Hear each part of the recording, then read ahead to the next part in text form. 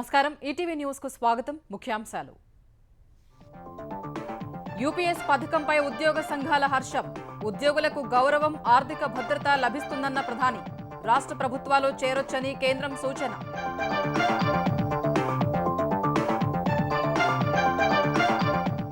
ఏపీలో పట్టా భూముల్లోనూ ఇసుక తవ్వకాలు వచ్చే మంత్రివర్గ సమావేశంలో ప్రతిపాదన కొరత లేకుండా చర్యలు తీసుకుంటున్న ప్రభుత్వం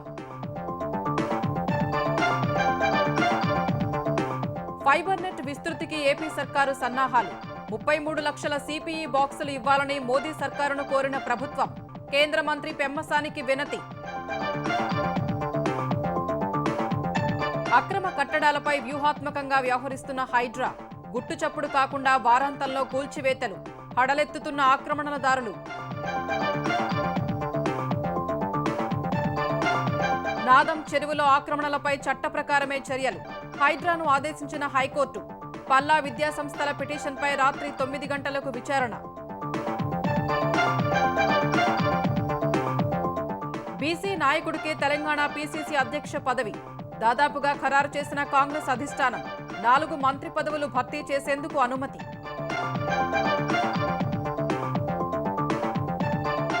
మరో 6 నెలల తర్వాతే భూమికి సునీత విలియమ్స్ స్పేస్ ఎక్స్ క్యాప్స్యూల్లో తీసుకొస్తామన్న నాసా బోయింగ్ స్టార్లైనర్ పై నమ్మకం లేదని వెల్లడి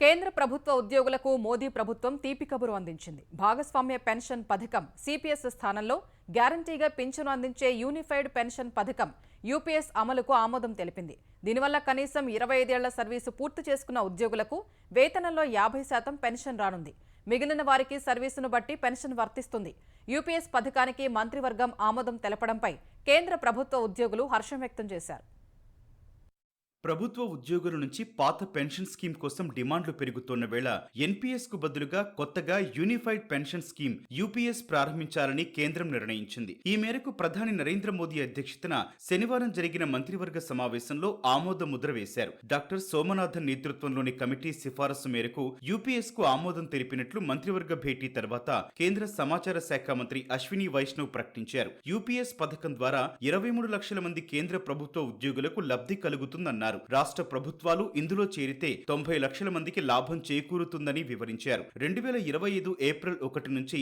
కొత్త పథకం అమల్లోకి వస్తుందని చెప్పారు 25 ఏళ్లు సర్వీస్ చేసి రిటైర్ అయిన ఉద్యోగికి చివరి 12 నెలల్లో అందుకున్న మూల వేతన సగటులో 50% పింఛనుగా అందనుందని కేంద్ర మంత్రి తెలిపారు సర్వీస్ లో ఉండగా ఉద్యోగి మరణిస్తే వారి భార్యలకు 60% పెన్షన్ ఇస్తారని తెలిపారు కనీస పెన్షన్ 10,000 అందిస్తామని అందుకు 10 ఏళ్ల సర్వీస్ పూర్తి చేసి ఉండాలన్నారు 2004 ఏప్రిల్ 1 తర్వాత సర్వీస్ లో చేరిన ఉద్యోగులకు ప్రస్తుతం ఎన్పీఎస్ వర్తిస్తోంది వీరందరూ యూపీఎస్ పరిధిలోకి రానున్నారు గ్యారంటీ పెన్షన్ గ్యారంటీ కుటుంబ పెన్షన్ గ్యారంటీ కనీస పెన్షన్ కు కరవు పరిహారాన్ని పారిశ్రామిక కార్మికులకు వర్తింపజేసే అఖిల భారత వినియోగదారుల సూచి ఆధారంగా నిర్ణయిస్తారు గ్రాట్యుటీకి అదనంగా పదవీ విరమణ చేసిన రోజున ఏకమొత్తం చెల్లించే విధంగా కేంద్ర ప్రభుత్వం ఒక నిర్ణయం తీసుకుంది ఇది నెల వేతన మొత్తంలో 10వ వంతున లెక్కగట్టి చెల్లిస్తారు ఇందుకోసం ప్రతి 6 నెలల సర్వీస్ ను ఒక యూనిట్ గా పరిగణలోకి తీసుకుంటారు ఈ చెల్లింపునకు పెన్షన్ కు ఎలాంటి సంబంధం లేదు దీనివల్ల పెన్షన్ తగ్గదు ఉద్యోగులు యూపీఎస్ ఎంచుకుంటే అదనపు భారం పడదు ప్రస్తుతం ఉన్న 10% చందానే చెల్లించాల్సి ఉంటుంది ప్రభుత్వ వాటా 14.5% నుంచి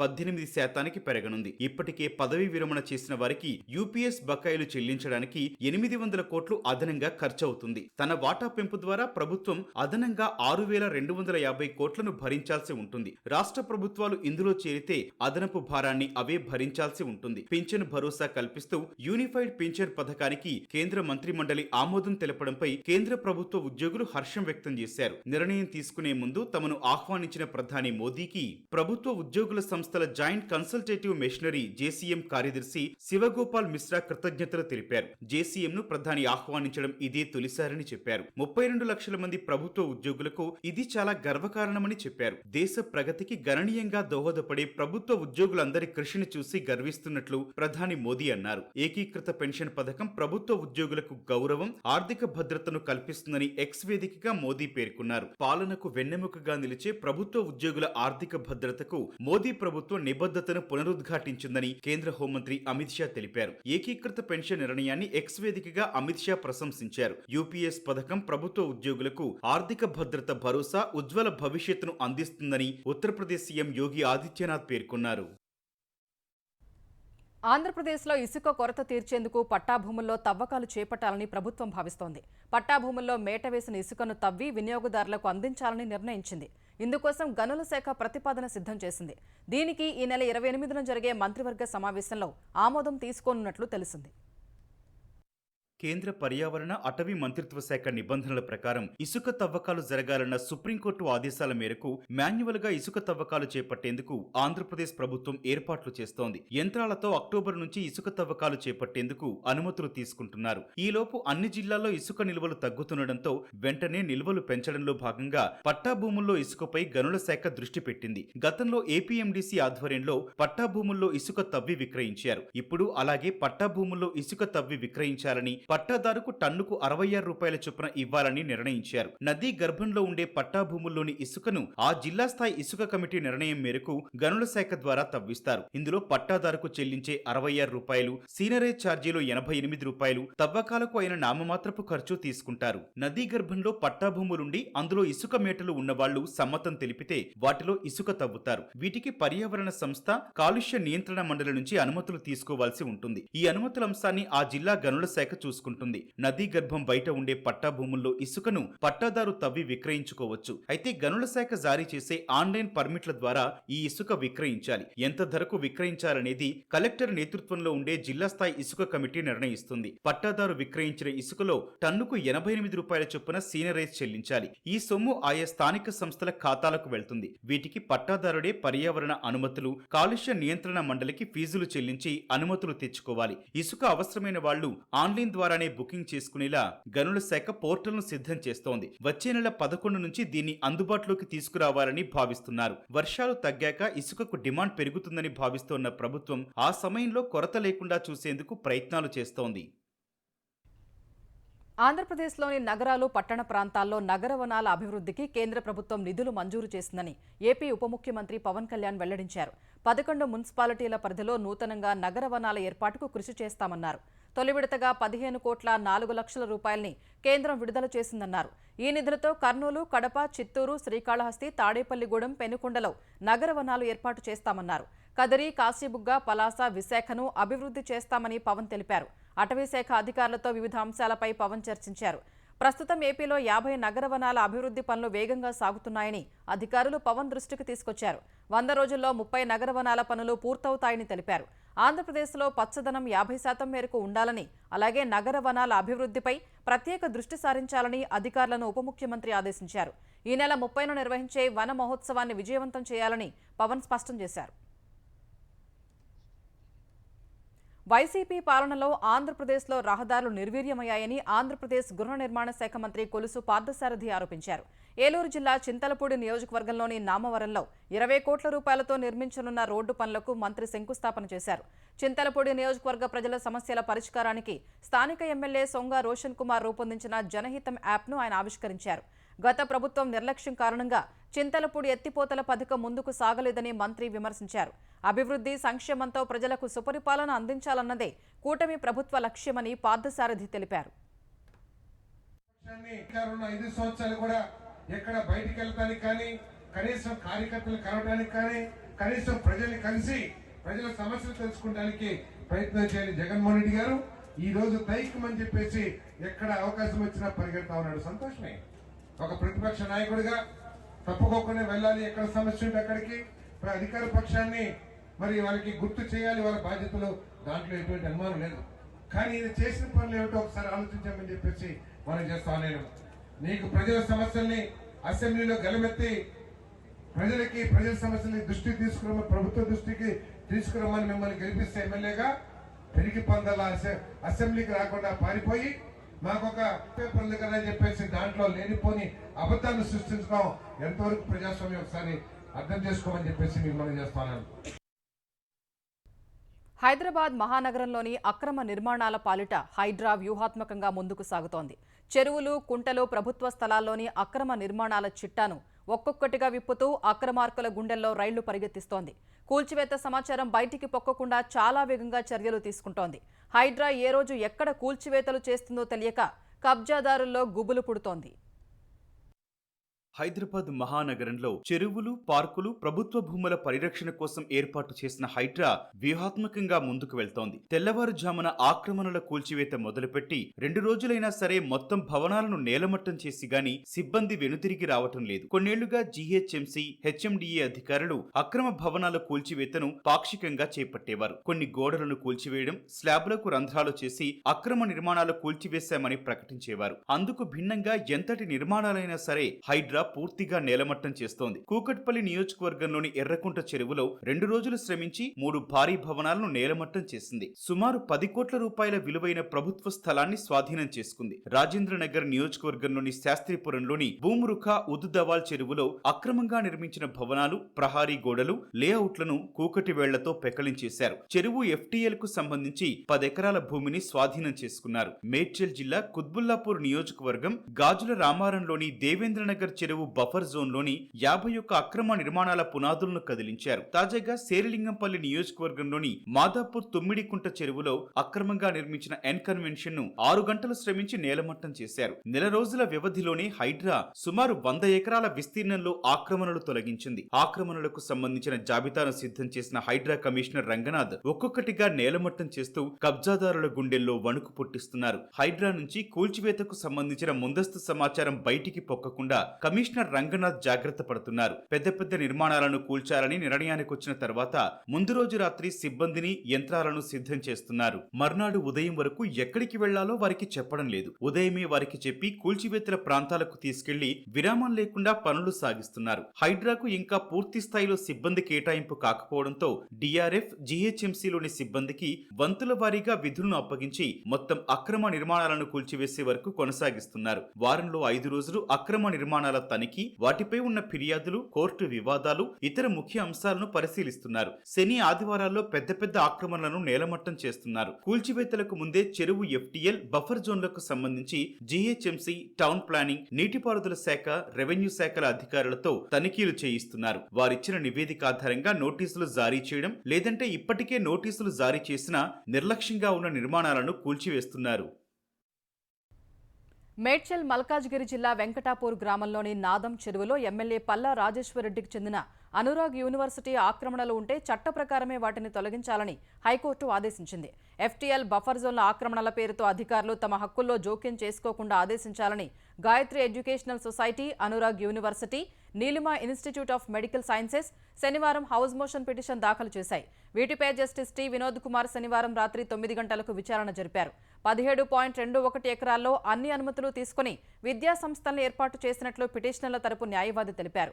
2017 నవంబర్లో నీటిపారుదల, రెవెన్యూ అధికారులు సంయుక్త తనిఖీ చేసి చెరువు స్థలం లేదని నివేదిక ఇచ్చారని తెలిపారు. అయితే ఈ నెల 22న నీటిపారుదల శాఖ ఎగ్జిక్యూటివ్ ఇంజనీర్ యూనివర్సిటీలో తనిఖీలు చేశారని చెప్పారు. బఫర్ జోన్లో Neelima institute of medical sciences కు చెందిన నిర్మాణాలు ఉన్నాయని పోచారం IT సెక్టార్ పోలీస్ స్టేషన్లో ఫిర్యాదు చేశారన్నారు. హైడ్రాతో కలిసి నిర్మాణాల్ని కూల్చేసే ప్రయత్నాలు మొదలుపెట్టారన్నారు. ఎలాంటి చర్యలు చేపట్టకముందే అనవసర ఆందోళనతో కోర్టుకు వచ్చారని ప్రభుత్వ ప్రత్యేక న్యాయవాది, హైడ్రా న్యాయవాదులు తెలిపారు.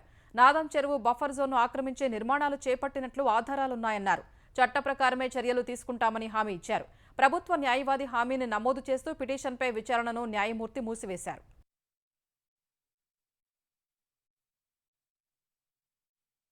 తెలంగాణ నూతన PCC అధ్యక్షుడిగా బీసీ నాయకుడు నియమితులయ్యే అవకాశం కనిపిస్తోంది. అధ్యక్షుడితో పాటు వర్కింగ్ ప్రెసిడెంట్లు మరికొన్ని పదవులు కూడా ప్రకటించే యోచనలో పార్టీ అధిష్టానం ఉంది. 4 మంత్రి పదవుల భర్తీకి కూడా పార్టీ పెద్దలు పచ్చజెండా ఊపినట్లు PCC వర్గాలు వెల్లడించాయి. తెలంగాణ కొత్త PCC అధ్యక్షుడి పేరు దాదాపు ఖరారైనట్లు పార్టీ వర్గాలు చెబుతున్నాయి. శుక్రవారం రోజంతా ఢిల్లీలో పార్టీ అధిష్టానంతో పలు దఫాలు సమావేశమైన ముఖ్యమంత్రి రేవంత్ రెడ్డి, ఉప ముఖ్యమంత్రి భట్టి విక్రమార్క, మంత్రి ఉత్తమ్ కుమార్ రెడ్డి తమ అభిప్రాయాలను చెప్పారు. అత్యధిక జనాభా కలిగిన బీసీ సామాజిక వర్గం నుంచి PCC అధ్యక్ష పదవి కోసం PCC working president Mahesh Kumar Goud, PCC ప్రచార కమిటీ చైర్మన్ మధు యాష్కి గౌడ్ నువ్వా నీనా అన్న రీతిలో పోటీ పడుతున్నట్లు సమాచారం. వీరిద్దరు ఇద్దరిలో ఒకరికి పీసీసీ అధ్యక్ష పదవి దక్కే అవకాశం ఉన్నట్లు విశ్వసనీయ వర్గాల ద్వారా తెలుస్తోంది. మహేష్ కుమార్ గౌడ్ వైపు కాంగ్రెస్ పెద్దలు మొగ్గు చూపుతున్నట్లు పార్టీ వర్గాలు చెబుతున్నాయి. రాహుల్ గాంధీ, మల్లికార్జున ఖర్గే, కేసీ వేణుగోపాల్ కు రాష్ట్ర నాయకులు తమ అభిప్రాయాలను తెలియచేసినందున ఇక అధిష్టానం తుది నిర్ణయం తీసుకోవాల్సి ఉందని పార్టీ వర్గాలు చెబుతున్నాయి. అలాగే ఖాళీగా ఉన్న 6 మంత్రి పదవుల్లో 4 మాత్రమే భర్తీ చేసి మరో 2 అంటిపెట్టాలని తెలంగాణ కాంగ్రెస్ నాయకత్వం భావిస్తున్నట్లు తెలుస్తోంది. వాకటి శ్రీహరి ముదిరాజ్ కు,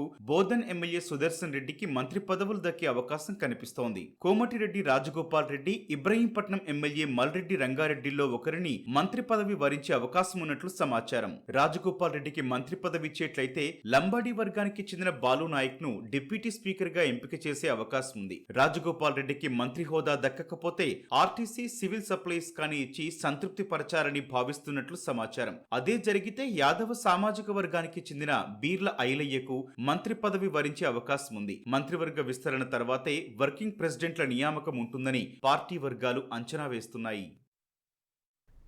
హైదరాబాద్లో AIIMS Bibi Nagar urban health and training centre ఏర్పాటుకు ప్రభుత్వ భవనం ఒకటి కేటాయించాలని ముఖ్యమంత్రి రేవంత్ రెడ్డికి కేంద్ర మంత్రి కిషన్ రెడ్డి బహిరంగ లేఖ రాశారు.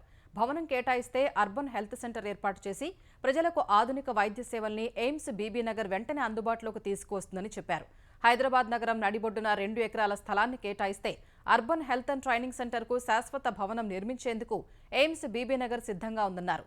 ఇదే విషయాన్ని తెలియజేస్తూ గత నెల 26న AIIMS Bibi Nagar deputy director Hyderabad జిల్లా కలెక్టర్కు లేఖ రాశారని కిషన్ రెడ్డి చెప్పారు. ఈ విషయంపై ప్రత్యేకమైన దృష్టి సారించాలని ముఖ్యమంత్రి రేవంత్ రెడ్డిని కేంద్ర మంత్రి కిషన్ రెడ్డి కోరారు. ఆంధ్రప్రదేశ్లో భారత్ నెట్ ప్రాజెక్టును మరింత విస్తృతంగా అమలు చేసేందుకు కేంద్ర ప్రభుత్వం సహకారం అందించాలని ఏపీ మౌలిక సదుపాయాల శాఖ కార్యదర్శి సురేష్ కుమార్ కోరారు. ఈ మేరకు AP fiber net managing director K Dinesh కుమార్తో కలిసి కేంద్ర కమ్యూనికేషన్ల శాఖ సహాయ మంత్రి పెమ్మసాని చంద్రశేఖర్కు ప్రతిపాదనలు సమర్పించారు. భారత్ నెట్ సమర్థ వినియోగం కోసం ఆంధ్రప్రదేశ్కు 35 లక్షల సిపిఈ బాక్సులు సరఫరా చేయాలని కోరారు. భారత్ నెట్ 2వ దశలో భాగంగా multi protocol label switching technology కోసం ఖర్చు చేసిన 650 కోట్లను తిరిగి ఏపీకి చెల్లించాలని కేంద్ర మంత్రిని కోరారు. ఏపీ ఎఫ్ఎస్ఎల్ ద్వారా గ్రామీణ ప్రాంతాల్లో 9.7 లక్షల గృహాలకు హైస్పీడ్ బ్రాడ్బ్యాండ్ సేవలు అందిస్తున్నట్టు కేంద్ర మంత్రికి ప్రభుత్వం వెల్లడించింది. 35 లక్షల సిపిఈ బాక్సులు అందిస్తే భారత్ నెట్ సేవలు మరింత విస్తృతపరుస్తామని తెలిపింది. తిరుపతిలోని స్విమ్స్ వైద్యశాలలో మానసిక రోగి ప్రవర్తన ఉద్రిక్తతకు దారితీసింది. స్విమ్స్ అత్యవసర విభాగంలో విధుల్లో ఉన్న స్పందన అనే జూనియర్ వైద్యురాలిపై మానసిక రోగి దాడి చేశాడు. జుట్టుపట్టి లాగి దాడికి పాల్పడ్డాడు. అక్కడే ఉన్న సహచర వైద్యులు ఆమెను కాపాడారు. జూనియర్ వైద్యురాలిపై జరిగిన దాడిని నిరసిస్తూ తమకు రక్షణ కల్పించాలని జూడాలు వైద్యులు అత్యవసర విభాగం వద్ద ఆందోళనకు దిగారు. విధులు బహిష్కరించి నిరసన చేపట్టారు. స్విమ్స్ సంచాలకులు ఆర్వీ కుమార్, టీటీడీ విజిలెన్స్ అధికారి శివకుమార్ రెడ్డి వైద్యులకు నచ్చజెప్పినా వారు శాంతించలేదు.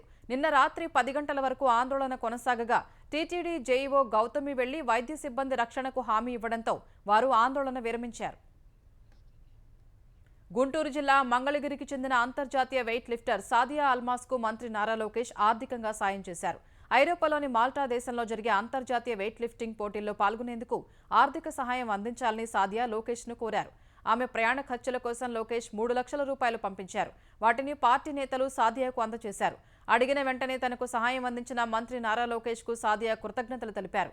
ప్రైడ్ ఆఫ్ మంగళగిరి కార్యక్రమంలో భాగంగా మొదటిసారి తనకి సహాయం అందించారని ఆమె వెల్లడించారు.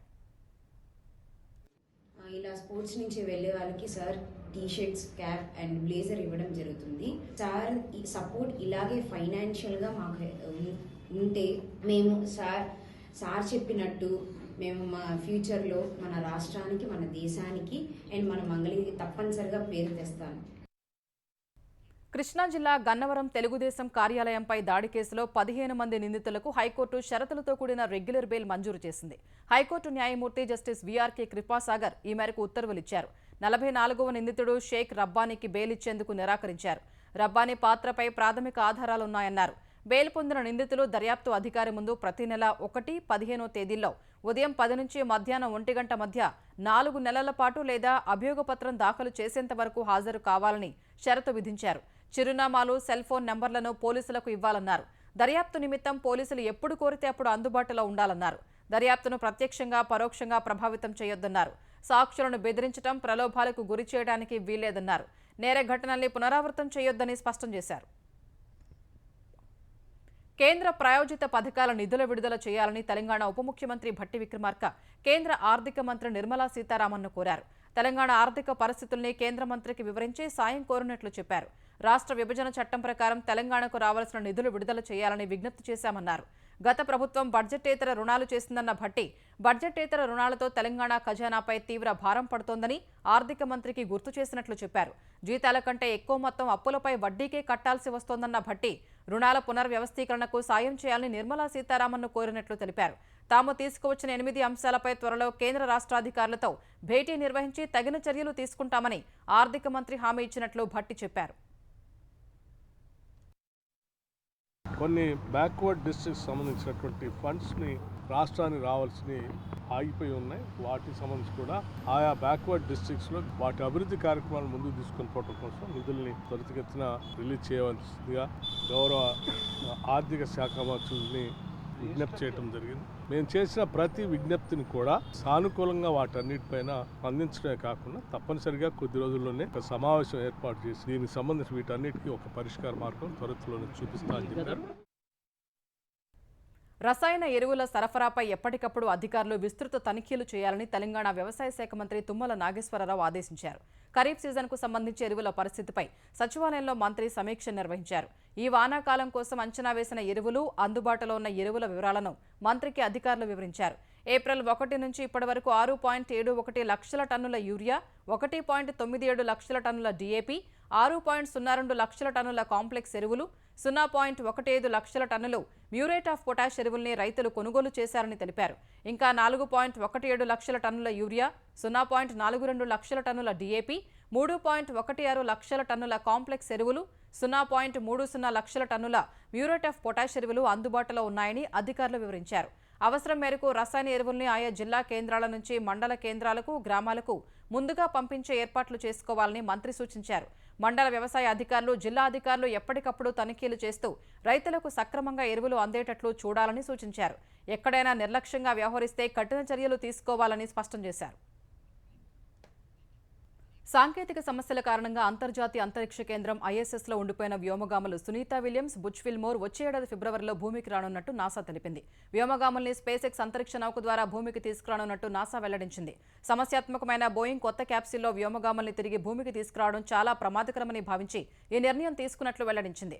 భారత సంతతికి చెందిన అమెరికా వ్యోమగామి సునీత విలియమ్స్తో పాటు బుచ్ విల్మోర్ బోయింగ్కు చెందిన స్టార్ లైనర్లో జూన్ 5న అంతర్జాతీయ అంతరిక్ష కేంద్రానికి చేరుకున్నారు. వారం రోజుల తర్వాత వారు భూమికి తిరిగి రావాల్సి ఉండగా యాత్రలో సాంకేతిక సమస్యలు తలెత్తాయి.